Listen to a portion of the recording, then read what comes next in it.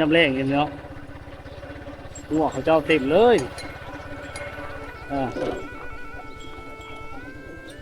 มานอนเดี๋ยวนี้เนาะมันจะได้พุ่นเลยผลประโยชน์ของมันกันเนาะได้พุ่น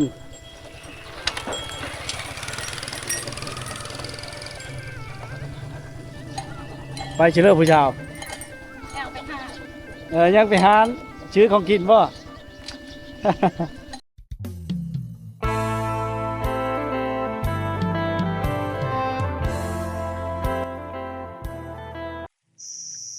ทักทายสบายดี FC ทุกคนนะยินดีต้อนรับเข้าสู่วิถีชีวิตคนในบ้านที่เก่าจะเคยพี่น้องวิดีโอนี้เขาก็มาอยู่ที่บ้านทัดนางลาวเมืองเวลาบุรีแขวงชนเขตเนาะไฟค่อยมาเนาะเป็นทางแดงนะทางเช่นนั้นมันมาแต่จุดชุมว่างๆพี่น้องเนาะหัวก็เต็มเลยพี่น้องเลยค่ำๆแบบนี้มันจะเข้ามาอยู่บ้านเนาะยังบ่มีหัวบ่มีกำแพงนะชนลายแต่ละบ้านเนาะนะเวลาเขาเฮ็ดโหปุพักปุอย่างเนาะปุข้างปุของฝั่งเขาเฮ็ดโหดีๆนะเพราะว่าหัวมันหลายทุกคนเต็มเลยนี่หัวมันหลายนะทุกคนนะตอนนี้เขาพระท่านในปุเนาะบ้านเขาดำให้ดำหน้าจังน้อยเขาก็ปุแล้วพี่น้องเนาะ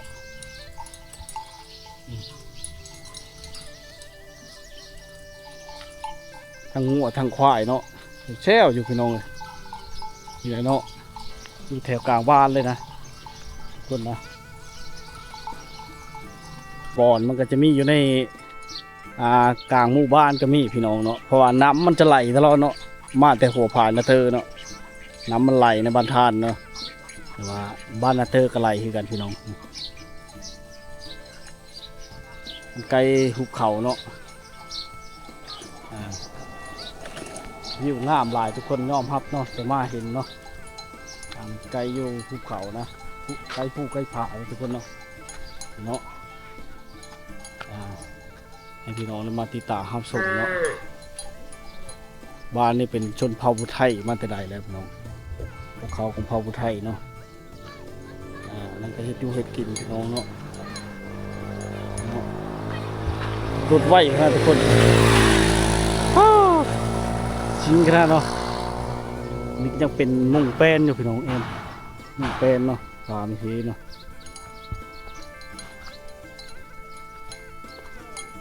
ดนจะได้มาทีนึงพี่น้อง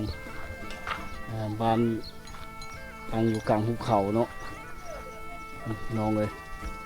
งามหลายบ้านทาดเนี่ยคือข้าวมาเห็นมันเนาะอันนี้ก็เป็นเล้าเข้าเขานะเล้าเข้านี่ลักๆเนาะเขาจะมุ่งด้วยเป็นนะทุกคนเกือบว่าจะคู่หลังคาเลยเนาะแต่เห็นมันเนาะมุ่งด้วยเป็นเนาะน้ำลายพี่น้องนี่บ้านถาดเนาะ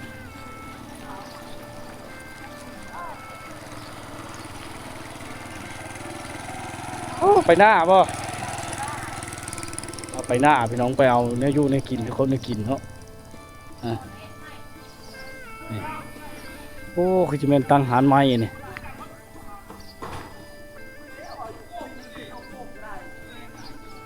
มียังเกมชิมเมอร์เลยบ่เนี่ยมาช่วยเขามุ่งหานบ่เชียนหานบ่เนี่ยเบิ่งช่วยเขาหานชิมเจ้าเบิ่งเขาหาเขาเอ็ดช่อยบ่เจ้าเฮ็ดซอยเจ้าไปนั่นเฮ็ดซอยกันกำลังเอ็ดหานนะเกมเอ็ดหานขายเครื่องพี่น้องนะคอยโชคมันเด้อเฮงๆเนาะตั้งหานมือฮะมาฉลองมือเลยจะขึ้นนะ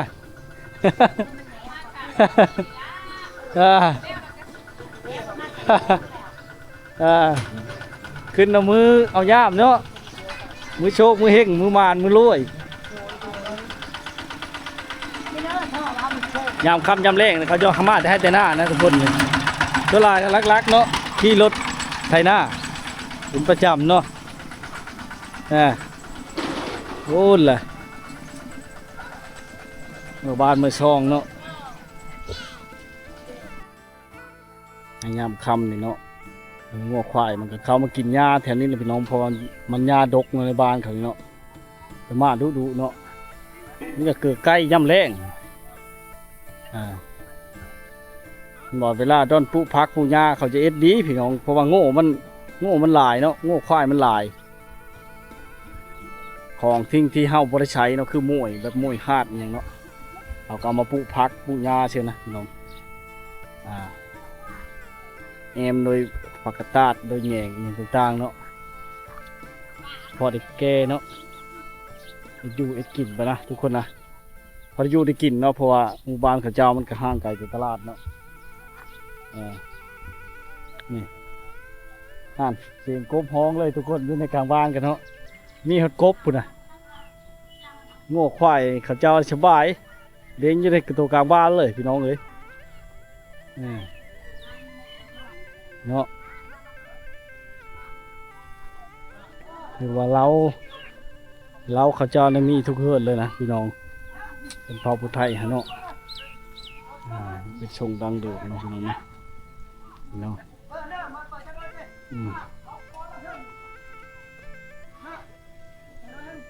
คำมาก็จะได้เอ็นล่มกันนะทำคำเนาะ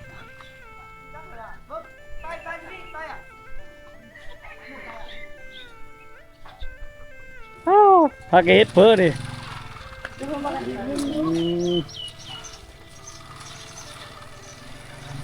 โง่มันก็เยอะมันโมงแล้วยันนี่เนาะ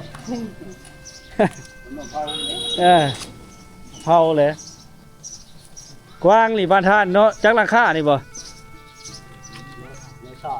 ร้อยเช่าเลยเนาะมีแต่หลังเฮิรนหลังใหญ่ๆเลยพี่น้องบ้านธาตุเนาะของชนเผ่าผู้ไทยเนาะลักๆกะ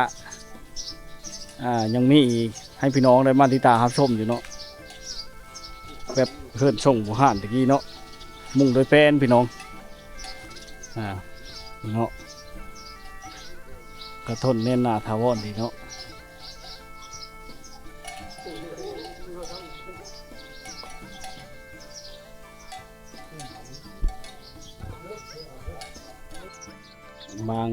บางหลังคาเนาะบางเฮือนมันก็มีการเปลี่ยนแปลงพี่น้องเพิ่งเฮ็ดไม้นำเนาะมันก็จะเป็นการเป็นเฮือนขั้วอย่างนะเฮือนเก่าแก่ตะกี้เนาะไก่ผูไก่ผ่าเลยนะทุกคนเนาะเป็นวิถีชีวิตแบบบานๆลักๆเลยเนาะหมู่บ้านแห่งนี้เขาก็เฮ็ดให้เฮ็ดหน้าพี่น้องกินแบบธรรมชาติเนาะ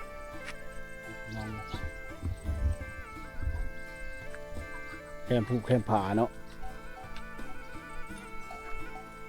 บ้านตังกลางหุบเขาบ้านธาตุเนาะเป็นชาวพุทธไทยผู้คนเฮาอาศัยอยู่หนาแน่นทุกคน100 กว่าหลังคาเนาะหมู่บ้านนี้เนาะนี่เฮ็ดผู้สาวเนาะไอ้ภูเขาเลยคือผู้สาวเนาะน้ำนี่มันข้างนี่ก็จะมาพี่น้องนี่ไหลมาเลยเนาะน้ำนี่เนาะคุณเขาอาบน้ำอยู่อาบน้ำอยู่เนาะหาปูหาปลาผมนึกไกลๆพี่เนาะเส้นทางคนทางนี่จะไปฮอดบ้านนาเตอร์ซัดเอาพุ่นแหละพี่น้องบ้านโดบังเนาะพี่เนาะ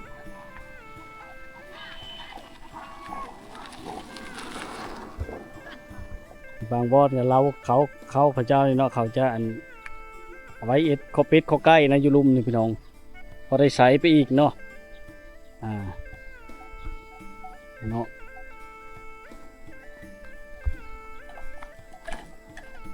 โอ้ซ้อมเองแล้วว่านี่ตีรถโห่ป่ะ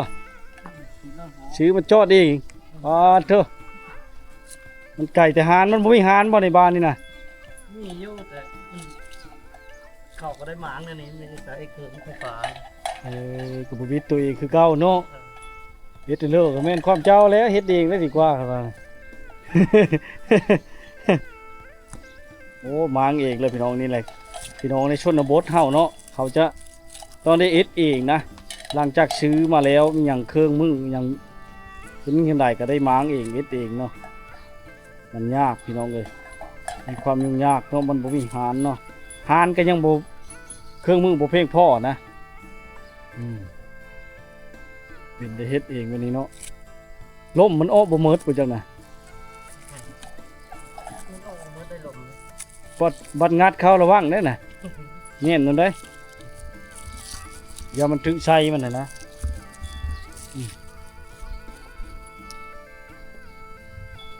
เป็นแบบธรรมชาตินะต้นมงพี่น้องมันมีเขาเอิ้นนี่ช่างซาลายบ่ ฟากนี่ต่างๆเนาะเอามาปลูกเองบ่นี่นะมันเกิดธรรมชาติมันเองเนาะโอ้งามเลยเนาะต้นมงจ้ะเนาะนี่เขาเอิ้นว่าปีบ้างอย่างนี้แหละพี่น้องปีบ้างปีจีปีบิงเนาะนี่โอ้ทุกคนงามเลยพาดอกพึ่งนี่อันนี้เป็นดอกพึ่งนะงามพี่น้องหน้าบ้านหน้าเฮิรเนาะต้นไม้กันยังลงลายได้หมู่บ้านเทศนี่พี่น้องเลยเนาะกันยังใช้ที่แบบดังเดิมเนาะเฮ็ดให้เฮ็ดหน้าภูเขาพี่น้องเลยฮอดฤดูกาลเลยก็บางเฮิรก็เฮ็ดหน้าแซงน้ำเนาะเฮ็ดหน้าแซงน้ำทุกคนตัวนี้จะเป็นเฮิรนหลังเอ็ดไม้เนาะพี่น้องยังบ่แล้วคักเนาะมันเป็นเฮิรนแบบชงโบหานตะกี้นะทุกคนนะเนาะชงโบหานตะกี้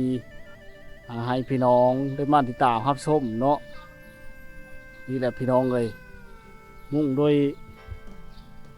หลังคาเป็นเนาะ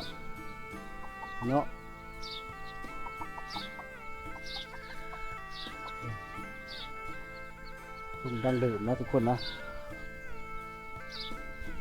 มันเป็นส่งเก้าส่งเดิมเลยทุกคนแอมเลยพาไม่เฮเนาะมุ่งโดยเป็นไม่ดูไม่แดงเลยที่ทนทานเนาะเนี่ยนาทาวอนมือเนาะพื้นเขาเจ้าเนี่ยเขาจะเอามาไว้หลายๆนะทุกคนนะ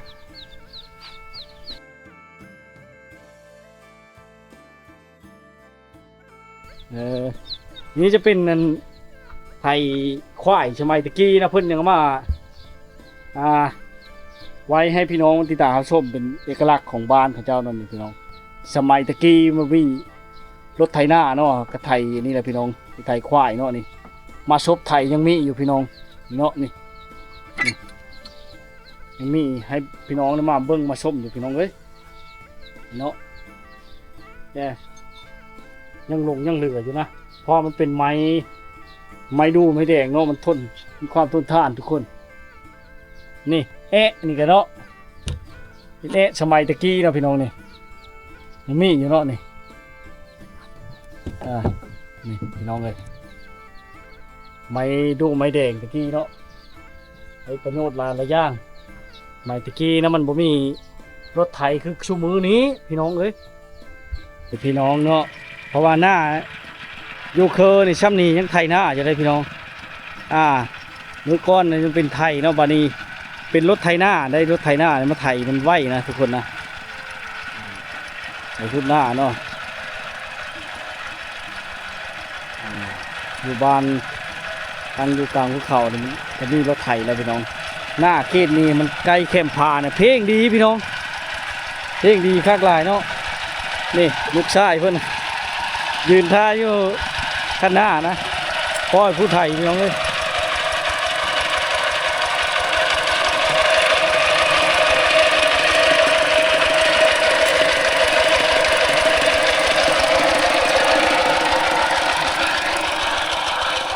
ในกลางบ้านถึงงัวเต็มเลยพี่น้องทำคำยำเล่งอย่างนี้เนาะงัวเขาเจ้าเต็มเลย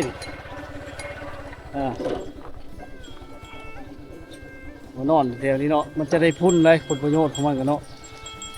ได้พุ่น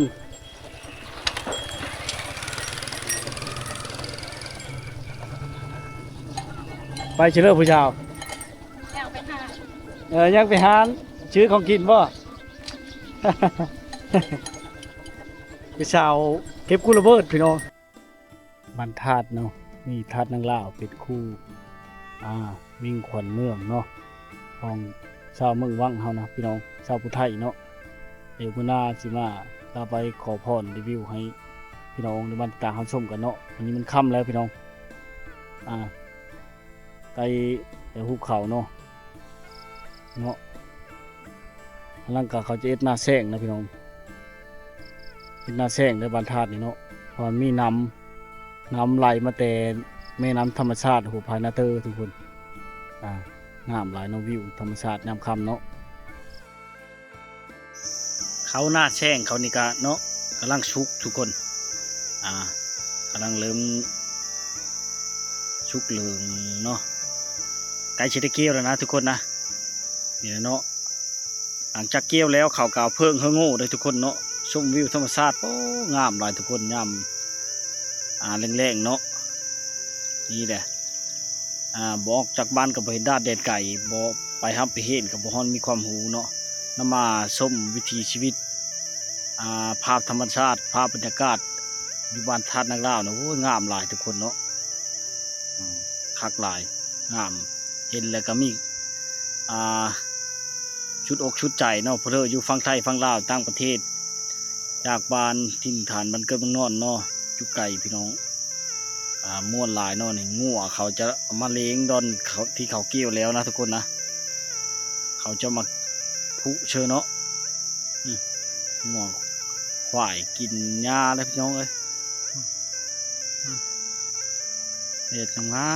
มยามแดงเนาะพี่น้องเนาะชี้แหละงัวมันก็เริ่มพี่แล้วมันได้กินเพิ่งเนาะกินต่อเพิ่งยามค่ำพี่น้องเลยนี่แหละบรรยากาศเนาะที่โชยชดงดงามมาฝากมาตอนFCพี่น้องเมิร์ดสุขุทุกคนเนาะ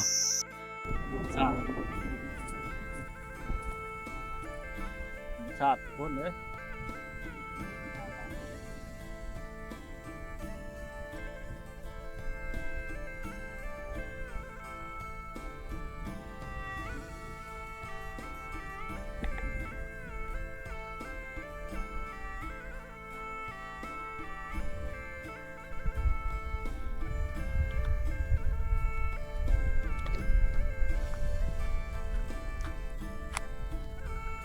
อยู่บนนอกคลองหน้าเนี่ยอยู่แต่แค่ผู้แค่ผาทุกคนโอ้ยงามไปเนาะมีธรรมชาตินะทุกคนนะ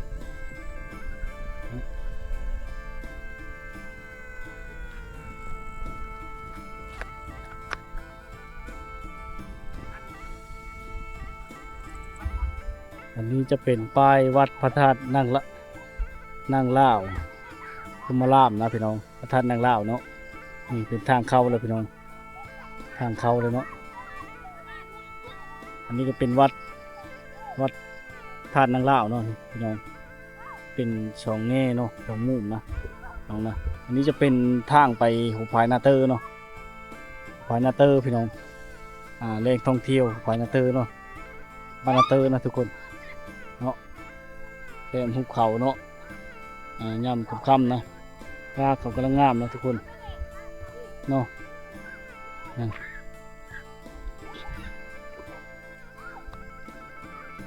การย่ำแรงพี่น้องก็อาบน้ำอาบในผมเชี่ยวอยู่ทุกคนเพราะว่าห้องน้ำนี่เนาะมันจะไหลอยู่ตลอดแรงตลอดฝนเลยนะเฮ็ดหน้าแซงก็ได้พี่น้องเลิกจะได้พี่น้องไหลมาแต่หัวพายนาเตอร์น้ำใสสะอาดงามเนาะผมริมน้ำแช่อยู่ผมนะทุกคนนะไกลๆผมเนาะหลายผู้หลายคน